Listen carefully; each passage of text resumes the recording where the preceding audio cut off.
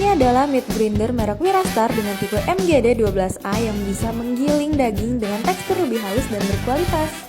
Hasil daging ini nantinya akan digunakan sebagai bahan dasar olahan berbagai makanan. MGD12A memiliki bodi yang terbuat dari stainless steel dan memiliki dua ukuran molding. Lain bodinya, MGD12A memiliki pisau yang terbuat dari stainless steel tajam untuk memberikan hasil cacah yang baik. Kapasitasnya 170 kilo per jamnya dan daya listriknya hanya 850 watt. Kalau kamu pengen punya unit ini, cek link video kita nomor 77.